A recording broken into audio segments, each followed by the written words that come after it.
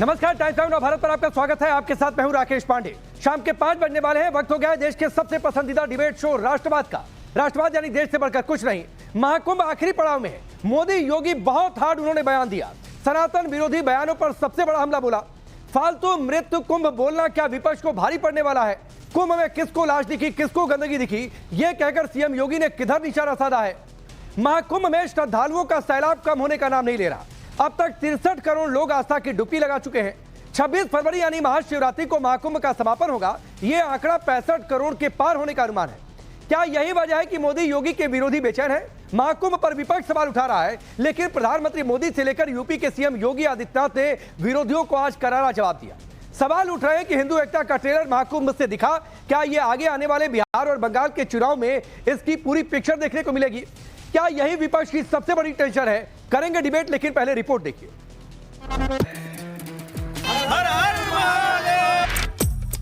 महाकुंभ भले ही अपने अंतिम पड़ाव में हो, लेकिन संगम में आस्था की डुबकी लगाने के लिए श्रद्धालुओं के जनसैलाब में कोई कमी नहीं। ये आस्था का जनसैलाब है। ये वो भीड़ है जो मां गंगा के पवित्र जल के आचमन के लिए सैकड़ों हजारों किलोमीटर दूर से चली आ रही। मानो पूरा हिंदुस्तान तीर्थराज प्रयागराज में उतर आया हो। चारों तरफ श्रद्धालुओं की भीड़ और हर हर गंगे, हर हर महादेव की गूंज है। पूरा संगम तट श्रद्धालुओं से पटा पड़ा है। कोई घंटों जाम में फंस कर आया, तो कोई मीलों दूर से ही पैदल चला आया। देश के कोने कोने से श्रद्धालुओं में प्रयागराज पहुंचने की होड़ है और सनातनियों का ये जोश हर दिन नए रिकॉर्ड तोड़ रहा। यही वजह है कि महाशिवरात्रि तक यह आंकड़ा 65 करोड़ तक पहुंचने का अनुमान है। इन सबके बीच पीएम मोदी ने सनातन धर्म के विरोधियों पर जबरदस्त प्रहार किया। गांव गांव से श्रद्धालु एकता के इस महाकुंभ होकर आ रहे हैं, लेकिन ये जंगलराज वाले महाकुंभ को ही गाली दे रहे हैं। महाकुंभ को लेकर भद्दी भद्दी बातें कर रहे हैं। राम मंदिर से चिढ़ने वाले लोग महाकुंभ को भी कोसने का कोई मौका नहीं छोड़ रहे हैं। कि नेताओं का एक वर्ग ऐसा है जो धर्म का मखौल उड़ाता है, उपहास उड़ाता है, लोगों को तोड़ने में जुटा है। और बहुत बार विदेशी ताकतें भी इन लोगों का साथ देकर देश और धर्म को कमजोर करने की कोशिश करती दिखती है। हिंदू आस्था से नफरत करने वाले ये लोग सदियों से किसी न किसी भेष में रहते रहे हैं। ये लोग हमारे पर्व, परंपराओं और प्रथाओं को गाली देते हैं। जो धर्म, जो संस्कृति स्वभाव से ही प्रगतिशील है, उस पर ये कीचड़ उछालने की हिम्मत दिखाते हैं। हमारे समाज को बांटना, उसकी एकता को तोड़ना ही इनका एजेंडा है। महाकुंभ के आखिरी पड़ाव में भी श्रद्धालुओं की भीड़ हिंदू एकता का संदेश दे रही है। यही बात विपक्ष को पसंद नहीं आ रही। अखिलेश यादव समेत कई नेता महाकुंभ पर लगातार सवाल उठाते रहे हैं। महाकुंभ को लेकर अखिलेश यादव के निशाने पर बीजेपी और मोदी योगी की सरकार है।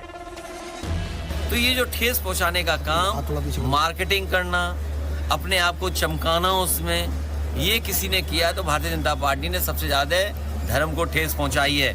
और एनजीटी और यूपी पोल्यूशन बोर्ड जैसे डबल इंजन आपस में टकरा रहे हैं, उसी तरह ये दोनों विभाग भी टकरा रहे हैं। अब तो साइंटिस्ट भी टकराने लगे हैं। तो मैं तो कहूँगा ये डबल इंजन सरकार नहीं है। जब से साइंटिस्ट एक दूसरे से टकरा रहे हैं तो ये डबल ब्लंडर वाली सरकार है। समाज में धर्म हमारा व्यापार का सवाल नहीं हो सकता है। जो लोग कुंभ को व्यापार समझ रहे हैं वो सबसे ज्यादा हिंदू धर्म को ठेस पहुंचा रहे हैं। वो कह रहे हैं कि अगर हमने 10,000 12,000 करोड़ रुपए लगाए भी हैं, इससे 3 लाख करोड़ का व्यापार होने जा रहा है। और अगर 3 लाख करोड़ का व्यापार यूपी को हुआ है तो कम से कम जीएसटी तो मिली होगी ना। अगर 3 लाख करोड़ का कारोबार हुआ है तो आप सब व्यापार से जुड़े लोग हैं, तो हमें मुख्यमंत्री जी ये बताएं कि जीएसटी कितनी मिली होगी। और अगर जीएसटी मिली है और अगर जीएसटी का आंकड़ा नहीं दे रहे हैं तो मुख्यमंत्री जी की वही बात होगी 46 में 56 वाली। हमने आपकी तरह आस्था के साथ खिलवाड़ नहीं किया, समाजवादी पार्टी की तरह आस्था के साथ खिलवाड़ नहीं किया। आपके समय में मुख्यमंत्री को फुर्सत नहीं थी कि उस आयोजन को देख सकें, उसकी समीक्षा कर सकें, और इसलिए उन्होंने एक नॉन सनातनी को कुंभ का प्रभारी बनाया था। लेकिन यहां पर मैं स्वयं इसकी समीक्षा कर रहा था, लगातार कर रहा था और लगातार कर रहा था। वहां न जाति का भेद है, न क्षेत्र का भेद है, न मत और मजहब का भेद है, किसी भी प्रकार का भेदभाव नहीं किसी के प्रति, न अमीर गरीब का भेद है। सारे लोग एक घाट पर स्नान कर रहे हैं। इससे बड़ी एकात्मता का संदेश और क्या हो सकता है। पीएम मोदी के बयान पर कांग्रेस भी पलटवार कर रही और आरोप लगा रही है कि देश को बांटने का काम जिन्ना और सावरकर ने किया। ये आरोप लगाना कि कौन किसको देश को बांट रहा है, देश को तो बांटने का अगर आप इतिहास जाएंगे तो मोहम्मद अली जिन्ना और सावरकर जी ने किया था। तो अब उस समय का जो एक समय की घटना थी वो अपने आप में आपके सामने है और ये इतिहास है। इसको कौन, तो इनको मोदी जी को उस इतिहास की जानकारी होना चाहिए सर। इस बीच बीजेपी के निशाने पर अब बिहार और बंगाल का चुनाव है। पीएम मोदी आज बिहार के दौरे पर जहां भागलपुर में किसान सम्मान निधि की 19वीं किस्त उन्होंने जारी की, लेकिन महाकुंभ में हिंदू एकता का हरियाणा, महाराष्ट्र, दिल्ली चुनाव में असर देखकर विपक्ष घबराया है। तेजस्वी यादव तो पीएम मोदी के बिहार पहुंचने से पहले ही हमलावर हो गए।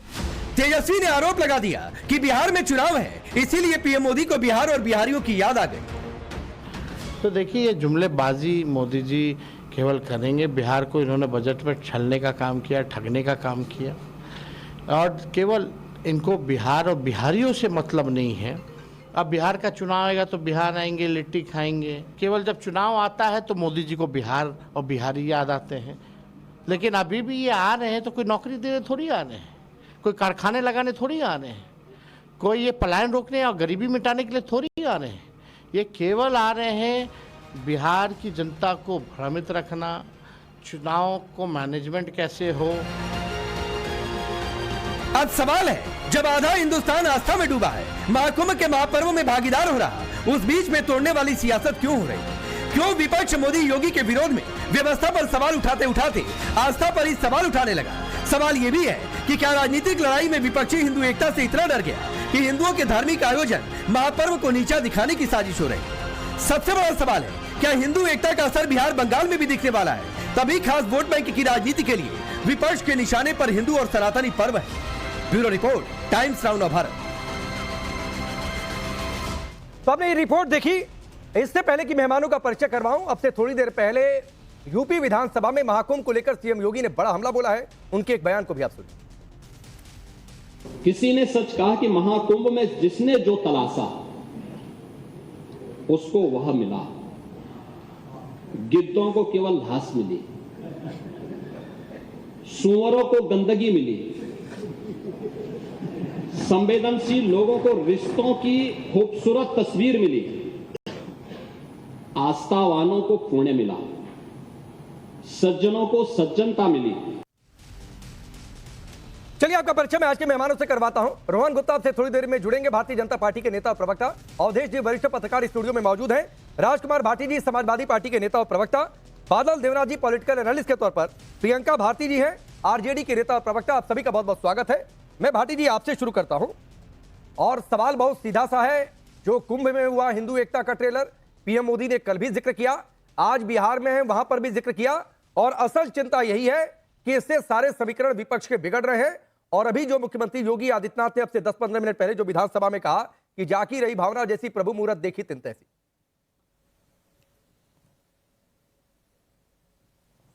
नहीं, हिंदू एकता से विपक्ष के समीकरण कैसे बिगड़ जाएंगे, समझने से बाहर की बात है। समझ सही बाहर की बात है, बिल्कुल। ये कुछ तुक ही नहीं है इस बात की कि हिंदू एकता अगर होगी विपक्ष के समीकरण बिगड़ जाएंगे, या विपक्ष परेशान है हिंदू एकता को देख के। हिंदू एकता को देख के क्यों विपक्ष परेशान होगा? राजनीति अलग विषय है, राजनीति राजनीतिक मुद्दों पर होगी। सरकार की विफलताओं को हम उठाएंगे, सरकार की विफलताओं पर वोट मांगेंगे, सरकार अपनी सफलताएं बताएगी, वो अपनी उपलब्धियां बताएगी। इससे हिंदू एकता या किसी जाति की एकता या धर्म की एकता से पार्टियों पे क्या फर्क पड़ेगा? पार्टी को क्या दिक्कत है? और अगर ये मान लें, राकेश जी आपकी बात सही मान लें, और जो बीजेपी के लोग भी दावा कर रहे हैं कि सनातन की एकता हो गई है, हिंदू एकता हो गई है, तो अब हम ये उम्मीद करें कि योगी आदित्यनाथ जब भर्ती होगी कोई टीचर्स की, तो उसमें पिछड़ी जातियों के साथ बेईमानी नहीं करेंगे। उत्तर प्रदेश में अगर बीजेपी शासित राज्यों में, दूसरे राज्यों में भी कोई भर्ती होगी तो ओबीसी के साथ बेईमानी नहीं की जाएगी, ये हम उम्मीद करें। नहीं भाटी जी, ये आपका जातियों के साथ भर्तियों में बेईमानी होती है, ये आपका अपना पॉलिटिकल एलिगेशन है, उसका जवाब रोहन गुप्ता जी देंगे। लेकिन मेरा सवाल है, आपने कहा ना कि हिंदू एकता से घबरा क्यों गए, फिर शिवपाल यादव जी कुछ दिन पहले ये कहते क्यों नजर आए कि सपा का जब शासन आएगा तो अत्याचार की नई पटकथा लिखेंगे और संभल का नाम सबसे ऊपर होगा। आपके एक नेता कहते हैं पागल है क्या, कुंभ में जाएं स्नान करें मरने के लिए क्या, गंगा में कचरा है, बैकुंठ में लाइन लग गई होगी, क्यों इस तरीके के बयान आते हैं? राम मंदिर बेकार है, नक्शा बेकार है, ये आपके किस नेता ने कहा, बताने की जरूरत है क्या? तो अगर हिंदू एकता से बेचैनी नहीं है तो इस तरीके के बयान नहीं आते। फिर कुंभ फालतू है, मृत्यु कुंभ है, नहीं आते इस तरीके के बयान।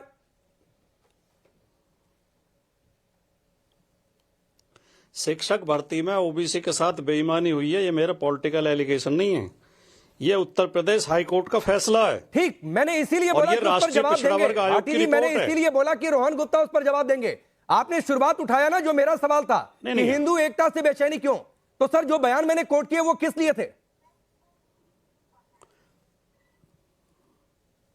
मैं भी यही उम्मीद कर रहा था कि जवाब बीजेपी का प्रवक्ता ही दे, लेकिन राकेश पांडे जी जवाब देने लगे बीच में। नहीं, आपने मेरे सवाल पर सवाल उठाया ना भाटी जी कि हिंदू एकता से हम क्यों घबरा रहे हैं, तो मैंने 10 बयान कोट करके पूछे कि वो घबराहट में बयान था कि क्या था। राकेश जी, मैंने आपके सवाल पे तो मैं बोलूंगा ही, जब आप सवाल पूछेंगे तो मुझे बोलना ही है। लेकिन मैंने ये कहा कि अगर हिंदू एकता हो गई है, बीजेपी के लोग कह रहे हैं और आप भी कह रहे हैं, तो हम ये उम्मीद करें अब योगी आदित्यनाथ पिछड़ी जातियों के साथ कोई बेईमानी नहीं करेंगे। अरे आपके हिसाब से भाटी जी, अगर नहीं आपके हिसाब से आप हिंदू एकता से नहीं घबरा रहे हैं तो क्यों ये कहा गया कि अत्याचार की नई पटकथा संभल सबसे ऊपर, राम मंदिर का नक्शा बेकार, कुंभ फालतू है, मृत्यु कुंभ है, पागल है क्या जो कुंभ में नहा कर? नहीं सर, आपको हंसी आ सकती है भाटी जी, मैं आपकी मजबूरी समझ सकता हूं, आपकी अपनी पॉलिटिकल कंपल्शन है, मुझे आपको आपकी सियासत जातीय सियासत के भरोसे टिकी हुई है, मैं समझ सकता हूं आपकी मजबूरी कि जातियों की सियासत साधनी है, तुष्टीकरण को भी साधना है, तो आपको हंसी आ सकती है मेरे सवाल पर सर। मुझे इसलिए हंसी आ रही है, मुझे हंसी इसलिए आ रही है कि ये राकेश पांडे की जॉब नहीं है जो आप कर रहे हैं। अरे मैं सवाल पूछ रहा हूं, मेरा बचाव कर रहे हैं, ये आपकी जॉब नहीं है। नहीं, मेरा जॉब मत सिखाइए, आपको बीजेपी का प्रवक्ता नहीं बनना है। नहीं, बिल्कुल मेरा जॉब मुझे मत सिखाइए, मेरी ड्यूटी क्या है, मेरा काम क्या है, तो प्लीज मत सिखाइए। मैं बार बार उन नेताओं से सबसे कहता हूं कि मैं किसी को नेतागिरी नहीं सिखा रहा हूं और कोई मुझे पत्रकारिता मत सिखाए। आप अपना काम ईमानदारी से करिए, मैं अपना काम ईमानदारी से कर रहा हूं। आप बोलने की स्थिति में नहीं है उन बयानों पर। मैं बोल रहा हूं बंधु, बोल रहा हूं, बिल्कुल स्पष्ट बोलूंगा, लेकिन आप इस सवाल को गोलमोल क्यों कर रहे हैं, इस सवाल को पीछे क्यों हटा रहे हैं? नहीं, बिल्कुल नहीं हटा रहा हूं, मैं अभी रोहन गुप्ता से यही सवाल पूछूंगा, जबकि राष्ट्रीय पिछड़ा वर्ग आयोग अपनी रिपोर्ट दे चुका है। जी, मैं रोहन गुप्ता से कोई सवाल नहीं, आपका ही सवाल पूछूंगा, आप इसका जवाब लें, आपका ही सवाल पूछूंगा। यस राकेश, मैं दूसरे बिंदु पे आता हूँ। देखिए, जो आपने 2 बिंदु नहीं, मैं 2 बिंदु पे बोल रहा हूँ। राजकुमार जी, एक लाइन में बोल लेता हूँ, देखिए ये जो हमारा डिबेट, राकेश पांडे जी, हाँ ठीक है, नहीं, आप ये अवधेश जी, ये बात ठीक नहीं है। अच्छा भाई, रुकिए, ठीक है अवधेश जी, दोनों लोग आप लोग दोनों में डिबेट को खींच रहे हैं। नहीं, ठीक है, चलिए भाटी जी रिप्लाई करिए। आपका सवाल मैंने आपका सवाल मैंने एग्जैक्ट ट्रांसफर कर दिया रोहन गुप्ता को, वो रिप्लाई करेंगे। आप मेरे सवाल का जवाब दीजिए। नहीं, हाँ, दूसरा भी पूछ लेना आप उनसे। जो कुंभ पे सवाल उठाने की बात जहां तक है, जो वो ये है आपका जो केंद्रीय प्रदूषण नियंत्रण board, central pollution control board की रिपोर्ट है कि गंगा जल के अंदर प्रयागराज में मलमूत्र मिला है, मलमूत्र युक्त जल है, और जो पॉल्यूशन 450 होना चाहिए वो 50,000 है। अब ठीक है भाटी जी, तो ये भी हमारा आरोप नहीं है। मैंने 3-4-5 मिनट आपको दिया। मैं ये कहते हुए रोहन गुप्ता पर जा रहा हूं, सुनिए सर, सुनिए भाटी जी, मैं ये कहते हुए रोहन गुप्ता पर जा रहा हूं कि आपने मेरे एक सवाल का जवाब नहीं दिया। आप इन दोनों सवाल के जवाब आरक्षण पर डिबेट बनाना चाहते हैं, जबकि मैं ये नहीं चाहता हूं। और आपने सीपीसीबी के आंकड़ों की बात कही ना सर, 2013 के आंकड़े याद है भाटी जी? नहीं बना रहा, आप बना रहे हो। नहीं 2013 के आंकड़े याद है? आप जिस फीकल पार्टिकल्स की बातचीत कर रहे हैं सर, आपको पता है 2013 में वो आंकड़ा क्या था भाटी जी? आपको पता है सर 2013 में आप लोगों ने कुंभ करवाया था, आंकड़ा क्या था? वोट हासिल करने के लिए। या कहिए तो मैं आपको गिनवा दूं आंकड़े। टोटल क्वालिफॉर्म 17,000 मिनिमम था, 38,000 मैक्सिमम था, जबकि 25 तो होना चाहिए सर 100 ml में। यह आंकड़ा था उस समय। मैं बिल्कुल जस्टिफाई नहीं कर रहा हूं, मैं फिर दोहरा रहा हूं। जब इस सरकार के आखिरी आंकड़े आ जाएंगे, सीपीसीबी अपनी वेबसाइट पर डाल देगा, तो उस पर भी बात करूंगा भाटी जी। लेकिन रोहन गुप्ता, हिंदू एकता पर सवाल, तो इस सवाल को भाटी जी आरक्षण पर डिबेट बनाना चाहते हैं। आरक्षण पर सवाल कि आप हिंदू एकता कर रहे हैं तो क्या जातियों के साथ जस्टिफाई करेंगे? देखिए, पहली बात तो मुझे लगता है कि आज आपकी जगह पे राजकुमार जी को बिठाना दीजिए, क्योंकि वो सवाल पूछने के मूड में है, क्योंकि जवाब तो होगा नहीं। जो पार्टी का इनका हाल है, जो नैरेटिव है, जो विचारधारा हो गई है, तो बेचारे राजकुमार जी अच्छे प्रवक्ता हैं, पर उनके पास जवाब ही नहीं है। बोलेंगे क्या? कॉन्फिडेंस से कोई झूठ थोड़ी छिपता है, उनके आत्मविश्वास से कोई झूठ थोड़ी छिपेगा, उनके मुंह पे ही दिखता है कि इज डिफेंडिंग अनडिफेंडेबल। ऐसी पार्टी को जो कुंभ को फालतू कहे, ऐसी पार्टियां जो कुंभ का विरोध करे, सनातन का विरोध करे, उसको इतने अच्छे आदमी जस्टिफाई कैसे कर सकते हैं? बेचारे को हंसना पड़ेगा, आपको सवाल पूछना पड़ेगा। ये एक हकीकत है। आज जिस प्रकार से राकेश जी, ये देश की जितनी भी इंडी गठबंधन के नाम पे पार्टियां इकट्ठी हुई थी, जिस प्रकार से नैरेटिव देश के खिलाफ चले गए हैं, उनको खुद को नहीं मालूम है, क्योंकि कुछ बचा ही नहीं है। जब से कुंभ शुरू हुआ है, आज एक भी नेता ने कभी भी सकारात्मक बात नहीं की। और जब से भाजपा ने डे 1 से कहा राकेश जी ये कुंभ सबका है, पर इन्होंने सनातन विरोधी बयानों में कहीं कमी नहीं छोड़ी, सनातन विरोधी बातों में कहीं कमी नहीं छोड़ी, कुंभ पे सवाल पूछने में कहीं कमी नहीं छोड़ी कि कुंभ को फालतू तक कह दिया। ये सब चीजें क्या है? अगर आप कहते हैं कि कुंभ से राजनीति मत करिए, तो आप कुंभ का अपमान क्यों कर रहे हैं? अगर आपको लगता है कि नहीं, कुंभ में आपका भरोसा नहीं है, तो मत करिए। आप 63 करोड़ लोगों का देश के अपमान कर रहे हैं। आप हर बार कुंभ पे सवाल उठा के ये बता रहे हैं कि 63 करोड़ लोगों को मालूम नहीं है कि देश में क्या चल रहा है, उनके विवेक में सवाल उठा रहे हैं। और आप 63 करोड़ लोगों के जब विवेक में सवाल उठाते हो, तो देश आपके खिलाफ हो जाता है पार्टी की। ये मेरी आपको एडवाइस है, प्लीज ध्यान रखिए। विरोध करिए सरकार का, आपका अधिकार है, आप सवाल पूछिए, पर वो आप लाइन ड्रॉ नहीं करेंगे कि कहां पे आपको सवाल पूछना है और आप देश के खिलाफ होंगे। सवाल का जवाब आपने भी नहीं दिया ना भाटी जी, सवाल का जवाब आपने भी नहीं दिया सर। देश की लाइन को आपके हिसाब से अगर रोहन गुप्ता सवाल का जवाब नहीं दे रहे, तो आपने भी सीधे और सपाट सवाल का जवाब नहीं दिया, और आप डिबेट को डिरेल करने की कोशिश करते हैं। लेकिन मैं एक बार सबसे पहले टिप्पणी ले लूं। अब प्रियंका भारती जी, आज पीएम मोदी ने कहा कि जंगल राज वालों को आस्था से नफरत है, जंगल राज वाले महाकुंभ को गाली दे रहे। रोहन गुप्ता कह रहे हैं कि जो 63 करोड़ डुबकी हो गई उनको गाली दी गई है, तो कुंभ को फालतू कह देना यह वाकई भारी पड़ने वाला है क्या? और आने वाले चुनाव में इस साल के आखिर में यह बड़ा मुद्दा रहेगा। राकेश जी, गाली देने की बात कर रहे हैं प्रधानमंत्री मोदी जी, जिन्होंने खुद प्रोडक्शन हाउस खुद का खोल लिया। गाली देने में, गाली सबको सिखाने में, गालीबाजों को मुख्यमंत्री बनाने, वो मुख्यमंत्री बनाने में वो गाली पर बात कर रहे हैं।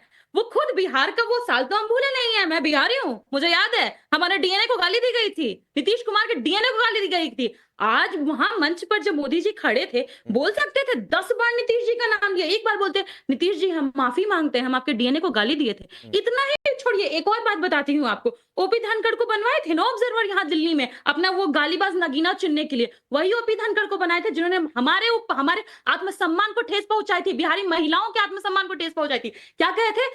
बिहार से महिलाओं को लाएंगे, हरियाणा के लड़कों से ब्याह करवाएंगे, उनको ऑब्जर्वर बनाए। तो गाली देने के बारे में तो मोदी जी हम लोगों को ज्ञान ना ही दें। और रही आगे की बात, तो कह रहे थे किसानों की आय दुगनी हो गई। पता होना चाहिए देश में सबसे कम प्रियंका जी, कुंभ को फालतू कहना, कुंभ को फालतू कहना, ये 63 करोड़ जिन्होंने लगाई उनको गाली है कि नहीं है? गाली की बात कर रहे थे ना मोदी जी। नहीं, मैं पूछ रहा हूँ ना, है। नहीं नहीं, किसने पंडित जी, कितने नगीनों को कहां भेजा, इस पर जाऊंगा तो आपकी पार्टी बहुत साफ नहीं है, बिहारियों के तो उधर DNA उधर मैं को डिबेट को गाली फिर देना डिरेल नहीं सही करना है। चाहता हूं। मैं पूछ रहा हूं, कुंभ को बिहारियों फालतू कहना 63 करोड़ लोगों के लिए गाली है कि नहीं है, जिन्होंने डुबकी लगाई है? 14 करोड़ बिहारियों के डीएनए को गाली देना मैं पूछ रहा हूं, अरे तो वो बिहारी भी पहुंचे हैं डुबकी लगाने के लिए, गलत है। तो क्या फालतू कह देना उन बिहारियों को गाली है कि नहीं प्रियंका जी? पहुंचेंगे और हमारे डीएनए को आके गाली देंगे। अरे जिन बिहारी लोगों ने, प्रियंका जी, जिन बिहार के लोगों ने डुबकी लगाई है, कुंभ को फालतू कह देना उन बिहारियों के लिए गाली है कि नहीं है? पहले मुझे ये बताइए, उससे पहले शुरुआत जहां प्रधानमंत्री मोदी हमारे डीएनए को गाली देके करते हैं, माफी। अरे आप फालतू पर बोलना नहीं चाहती है, आप बहुत तरीके से उसको स्किप करना चाहती है, तो आप बोल दीजिए कि मैं नहीं बोलना चाहती हूँ, स्किप कर रही हूँ क्वेश्चन को। आप हमको अशिक्षा पर, बेरोजगारी पर, गरीबी पर, भूखमरी पर नहीं बोलने देंगे। आप हमको ये नहीं ठीक है, आप लोगों के राज में कितनी अशिक्षा, कितनी बेरोजगारी थी, आप लोगों के राज में कितनी अशिक्षा, कितनी बेरोजगारी थी, वो उसके लिए डिबेट कम पड़ जाएगी। तो मैं फिर तुलना नहीं कर रहा हूं, मैं कह रहा हूं, मैं मूल सवाल है कुंभ को फालतू कहना गाली है कि नहीं उन बिहारियों के लिए जिन्होंने डुबकी लगाई? बात करेंगे इस पर, हमसे शिक्षा पर हमसे बात करेंगे। 20 साल से कौन है, 11 साल से कौन है, बताएंगे जवाब। आप लोगों ने बहुत विकसित छोड़ा था, आप लोगों का जब शासन काल खत्म हुआ था हमको तो बहुत विकसित था, एक आदमी बेरोजगार नहीं था। हम थे प्रधानमंत्री 11 साल से देश के, तेजस्वी यादव थे जो थे, उनसे ठीक है। अवधेश जी, कुंभ फालतू कहना उन बिहारियों के लिए गाली है कि नहीं गाली है, जिन्होंने डुबकी लगा ली है? उस पर प्रियंका जी नहीं बोलना चाह रही हैं। देखिए राकेश पांडे जी, अभी तो हमारे टेलीविजन पर जो दृश्य दिखाई दे रहा है कि महाकुंभ में उमड़ता हुआ जन समूह, उसकी जो दिव्य आभा है, उससे अगर हमारे राजनीति में अब कुंभ को लेकर निगेटिव बात करने, सनातन हिंदुत्व के प्रश्न से बचने का आलम बन गया है कि ये भय है, तो पता चलता है कि देश कितना बदला है। और ये बहुत बातों पर बहस हो सकती है कि हाँ वहां पॉल्यूटेड वाटर है, फलाना है, गरीबी है कि नहीं है, लेकिन इस समय जवाब लेंगे मेरे से? अरे यार सुनिए अब जवाब लेंगे। नहीं सुनिए प्रियंका जी, अवधेश जी आप तो सुन लेते, एक बार सुन लीजिए, अभी बादल देवनाथ भी इंतजार कर रहे हैं, एक बार सुन लीजिए क्या कहा इन्होंने। अवधेश जी अपनी बात करिए। ऐसा है कि अरे भाई ये तो बीच में बोलेंगी तो सुनाई नहीं दिया। देखिए राकेश पांडे, इस समय महाकुंभ का दृश्य जो है, उस महाकुंभ के दृश्य ने केवल भारत की राजनीति ही नहीं, दुनिया को अचंभित किया है कि इतने प्रचार के बावजूद कि पानी में जहर है, वहां जो मृत्यु हुई तो लाशें जो है बालू में ढक दिया गया, ट्रेनें नहीं है, बसें नहीं है, और भीड़ रास्ते से जाना कठिन है लोग, इसके बावजूद अगर वहां करोड़ों लोग पहुंच रहे हैं, तो वो एक भय पैदा हुआ है कि हम लोग तो ये क्रांति करते थे, ये कौन सा भाव है, ये कहां से लोग जा रहे हैं, न कोई जाति है, न कोई पंथ है, न कोई क्षेत्र है, सबसे ऊपर उठ के एक भाव से कि एक डुबकी हमको लगानी है।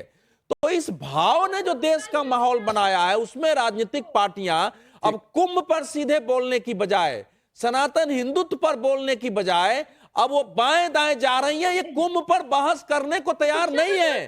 न राजकुमार भाटी एक लाइन बोलने को तैयार है, न तेजस्वी यादव बोलने को तैयार है, न प्रियंका भारती बोलने को तैयार है, कोई बोलने को तैयार नहीं है। और ये महंगा ये महंगा पड़ चुका है, क्योंकि बिहार से, बंगाल से अगर गांव से लाखों की संख्या में लोग डेली निकल के आ रहे हैं, उनको अगर आपने फालतू कहा है और किसी ने जहरीले पानी में, विषैले पानी में स्नान करने वाला मूर्ख मान लिया हो, तो उसको राजनीति नहीं। और इसीलिए कि प्रधानमंत्री मोदी का ये दौरा शुरू हुआ है, अभी बिहार में है, अलग अलग जगहों पर जाना है, बंगाल में भी सुगबुगाहट है, और इसीलिए बादल देवनाथ अभी से मीटिंग शुरू हो गई है भाई आप लोगों की, कि मृत्यु कुंभ बोल दिया, वो भी बौखलाहट थी, मीटिंग शुरू हो गई है। और ये जो पीएम मोदी का संदेश है, ये समीकरण आपके भी बिगाड़ रहा है। साल भर में चुनाव है आपके यहाँ भी। नहीं, पॉलिटिकल पार्टी और बंगाल के राजनीति और एक साल पहले से क्यों पूरा साल तक चलता है ये। तो आज जो मीटिंग है, कल की 27 तारीख जो मीटिंग है नेताजी इंडोर में ममता दीदी का, वो साल भर चलता है। इसके बाद मोदी जी आएंगे या लोकसभा चुनाव या विधानसभा चुनाव होगा कि पंचायत चुनाव, इसके लिए ममता बनर्जी पहले से तैयार रहते। इसी का 50 साल का उनका कैरियर, ये 50 साल का कैरियर। मैं राकेश जी, जो आप जो बोल रहे फालतू, और जो लालू जी ने फालतू ये जो आप महाकुंभ मृत्युकुंभ, ऐसे कोई नहीं, कुछ नहीं कहा। फालतू का मतलब महाकुंभ फालतू नहीं है, मृत्युकुंभ महाकुंभ मृत्युकुंभ। दीदी ने कहा महाकुंभ को मैं सम्मान करता हूँ, और फालतू का मतलब एक सवाल उठाना, महाकुंभ जब जोगी अरे नहीं, अब एक्सप्लेनेशन में मत जाइए ना बादल देवना। एग्जैक्ट लाइन मैंने कोट की है। नहीं, कुंभ मृत्यु फालतू को है। बना दिया। अरे बोल देते कि व्यवस्था फालतू है तो बात समझ में आती, कोई सवाल नहीं उठता। आप बोले कि कुंभ फालतू है और उसके बाद कहे हमने तो व्यवस्था पर बोला था। अरे तो नाम ही लेते कि व्यवस्था फालतू है, क्या दिक्कत है कुंभ को बीच में लाने की? हाँ, यही बात है, व्यवस्था में फालतू है। अरे तो बात है तो अपने नेता को सिखाइए ना भाई, सुनिए कि महाकुंभ को मृत्यु को मना बोले, अपने नेता को सिखाइए। आप आंसर ना दीजिए, मुझे आपने बुलाया, 10 सेकंड तो टाइम दीजिए प्लीज। नहीं 20 सेकंड आपको दे रहा हूँ, 10 क्यों? जोगी जी मोदी जी जब नहीं रहेंगे, इससे पहले भी कुंभ महाकुंभ होता था और उसके बाद जोगी जी मोदी जब नहीं रहेंगे तब भी कुंभ और महाकुंभ मेला होगा। तो मतलब इसको लेके राजनीति में ट्रांसफर करना, ये तो मोदी जी जानते हैं और जोगी जी जानते हैं, लेकिन जहां पर 60 करोड़ लोग वहां पर पहुंच रहे तो व्यवस्था तो अच्छा होना चाहिए, लेकिन उत्तर प्रदेश में गवर्नमेंट में नहीं किया। और जो पानी के बारे में जो सेंट्रल पॉल्यूशन बोर्ड ने जो आवाज उठाया गंगा के बारे में चर्चा करता है, तो वो भी भाजपा का गवर्नमेंट का है। वो तो नहीं ठीक है ना, मैं तो कह रहा हूँ बादल देवनाथ, आज सब सवाल स्किप करना चाह रहे हैं, सब सवाल स्किप करना चाह रहे हैं भाटी जी। क्यों बातचीत उठी थी हिंदू एकता से? क्योंकि अब हो गया बादल देवनाथ जी, बंगाल, महाराष्ट्र, हरियाणा में क्या हुआ हमने देखा, बिहार में चुनाव है और बंगाल में चुनाव है, प्रधानमंत्री मोदी के दौरे शुरू हो गए हैं और महाकुंभ को लेकर जो बयान दिए गए वो बयान हथियार हैं भारतीय जनता पार्टी के, ये बिल्कुल साफ है। और इन जगहों पर माना यही गया, तमाम एनालिस्ट ने यही माना कि भाई हिंदू वोट बैंक एकजुट रहा, जातियों में नहीं टूटा, इसलिए कुंदर की मिल्कीपुर में जो हुआ, इसलिए दिल्ली, महाराष्ट्र, हरियाणा में जो हुआ। और 27 के रेस में अभी से आप लोगों को भी भाई ठीक है, सारी पार्टियां लगेंगी, क्यों नहीं लगेंगी, लगना भी चाहिए। लेकिन आज योगी आदित्यनाथ ने एक और बड़ी बात कही कि गैर सनातनी को आप लोगों ने कुंभ का प्रभार दिया था 2013 में।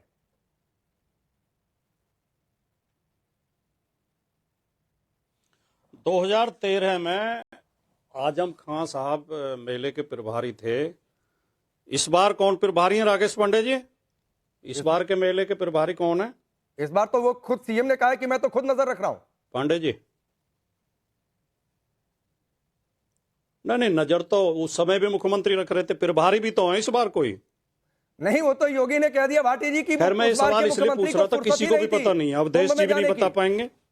उस बार के मुख्यमंत्री को तो फुर्सत ही नहीं थी कुंभ में जाने की, ये बात देखो, योगी एक तो ने आप कही है। क्यों नहीं, एक तो आप हमें हर सेंटेंस पर टोकते हैं, ये अच्छी बात नहीं। अरे आप बीच में पूछ लेते हैं तो बोलना पड़ता। चलिए 30 सेकंड आप बोलिए। सच्चाई ये है कि इस बार प्रभारी कौन है किसी को पता ही नहीं है। राकेश जी भाजपा को टोकते नहीं है, ना तो अवधेश जी बता पाएंगे, ना रोहन गुप्ता बता पाएंगे, ना आप बता पाएंगे। देश में किसी को पता ही नहीं है प्रभारी कौन है प्रभारी कोई IAS अफसर है जिसका नाम तक नहीं पता। आजम खान का आज तक आपको पता है कि प्रभारी थे, उन्होंने इतना शानदार वहां प्रबंधन किया था कि हार्वर्ड यूनिवर्सिटी की टीम आई थी उसका अध्ययन करने के लिए, और उन्होंने इतनी मोटी किताब लिखी है 2013 आपको तो आपत्ति है कि किस किस तरह शानदार आयोजन हुआ है, किस किस तरह व्यवस्थाएं की गई हैं। लेकिन मैंने जो 2 सवाल रोहन गुप्ता से पूछे थे, कुंभ से ही तो संबंधित है। कुंभ में प्रदूषण है, मलमूत्र मिला हुआ है, रिपोर्ट तो केंद्रीय प्रदूषण नियंत्रण बोर्ड की है जो मोदी जी के अधीन आता है। रोहन गुप्ता उस सवाल से क्यों बच रहे हैं? बोलिए रोहन जी, रिप्लाई करिए। तो मैं ये पूछना ठीक है, मैं बीच में आ ही नहीं रहा हूं। रोहन जी रिप्लाई करिए भाटी जी। तो दलित और पिछड़ों के साथ जो अन्याय हो रहा है वो अब नहीं होगा। इस बात सुन लीजिए पहले राजकुमार भाटी ये चीज अभी तक नहीं समझा पाए कि सनातन का अपमान करने में उनकी पार्टियां क्यों नहीं चुक रही। अभी उनका वो कार्ड फेल होगा और मोदी जी ने पूरे देश की ओर में राकेश आपके पॉइंट से आपत्ति है, बीच में मत बोलिए। अब बीच में मत बोलिए। आपने कहा कि हिंदू इकट्ठा हो गए, हिंदू नहीं पूरा देश इकट्ठा हुआ।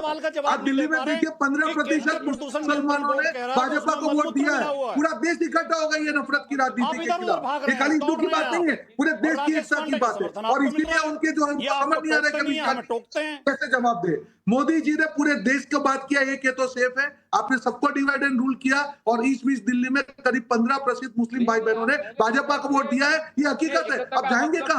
तुष्टीकरण भी फेल हो गया, जातिवाद से पाटना फेल। एक मिनट रोहन जी रुकिए ना। भाटी जी सुनिए ना सर, मेरी निष्ठा की चिंता मत करिए, हाथ जोड़कर आपसे कह रहा हूँ सर, अपनी निष्ठा अपनी साख की चिंता करिए सर। आपने भी मेरे सवाल का जवाब नहीं दिया और आप कह रहे हैं ना कि हिंदू एकता से दिक्कत नहीं है, तो एक बटोगे तो कटोगे नारा है, उसके जवाब में करीब दर्जन भर से ज्यादा आप लोगों की पार्टी के नेताओं ने पोस्टर लगा दिए, इधर उधर भाग रहे हैं, पोस्टर लग गए दर्जन भर से ज्यादा। मैं बिना गिने कह रहा हूं, तो वो बेचैनी ही उस हिंदू एकता वाले नारे से। सारे सवाल विपक्ष से ही हैं, तो आपको सवालों से दिक्कत है ना? मतलब आपके सवाल मैंने बीजेपी को ट्रांसफर कर दिए तो भी आपको दिक्कत है, सत्ता अपने मन से पूछे तो भी दिक्कत है। आपके पास तो जवाब ही नहीं। गंगा जल में मलमूत्र मिला हुआ है, इस पर क्यों नहीं बोल रहे? अरे तो 2000 नहीं ठीक है, अभी तो इस बार का फाइनल आंकड़ा नहीं आया भाटी जी। 2013 का आंकड़ा मैंने रख दिया और तब भी संगम तट पर गंगा जल साफ रहे, आप लोगों की जिम्मेदारी थी। 10 गुना ज्यादा आंकड़ा था, मैं रिकॉर्ड पर कह रहा हूँ, रिकॉर्ड पर कह रहा हूँ। टोटल क्वालिफायर मैक्सिमम 38,000 तक गया था। सवालों से दूर नहीं भागता, तो मैं उधर डिबेट करके आप डिरेल करना चाहिए, समय खराब करिए भाटी जी। आपकी पॉलिटिकल मजबूरी में समझ रहा हूँ। पूरा रिपोर्ट सुनिए, 45,000 पोल्यूशन कंट्रोल बोर्ड का पूरा रिपोर्ट। अरे 38, हाँ तो ठीक है ना, सरकार ने मांगा है, ठीक है। 45,000 जिस दिन पेपर पर आएगा, पब्लिश हो जाएगा सीपीसीबी की वेबसाइट पर, उस पर भी बात करूंगा भाटी जी, उस पर भी बातचीत करूंगा, कोई भागने की बात नहीं है। लेकिन प्रियंका भारती कैसे फालतू हो गया? हाँ ठीक है, मुझे वो बताइए। प्रियंका भारती, ये अक्ष प्रश्न बना रहेगा और ये मान लीजिए कि गलती हो गई है कुंभ को फालतू बोलना। जानते हैं राकेश जी, आप बहुत बढ़िया काम किए पत्रकारिता में। आप 2013 के आंकड़े निकाल करके लाए हैं और उससे आपने पोल पट्टी खोल दी है अभी के नेताओं की। 37,000 करोड़ इन्वेस्टमेंट हुआ था ना गंगा जी को, गंगा मैया को क्लीन करने में। 18,000 करोड़ खा भी गए हैं, क्लीन क्यों नहीं हुआ भाई? कहाँ गए वो पैसे? सारे के सारे घर बनाने में, मशरूम खाने में, कपड़ा लत्ता सिलवाने में, उसमें पैसा गया है क्या? क्योंकि स्कूल तो बिहारियों को मिला नहीं, जॉब तो हमको मिला नहीं, इंफ्रास्ट्रक्चर इन्वेस्टमेंट तो हमारे यहाँ आया नहीं। आया क्या था? खाली बोली लगेगा बिहार का, बिहार में बोली लगाने आएंगे। 50,000 करोड़, 60,000 करोड़, दूसरा वाला करोड़ दिए देंगे घंटा हम लोगों को, ठीक है, देंगे हर बार हम लोगों को। ठीक है, किसने किसकी बोली लगाई है ये चुनावों में जनता तय करती है। प्रियंका भारती जी, दिल्ली में तय हुआ, महाराष्ट्र में तय हुआ, हरियाणा में तय हुआ, इस साल के आखिर में बिहार में भी तय होगा और फिर बंगाल में भी तय होगा, 27 में यूपी में भी तय होगा, 29 में फिर देश में तय होगा। तो ये वक्त के साथ जनता तय करती है, काम उस पर छोड़ दिया करिए। आप सबका बहुत बहुत शुक्रिया।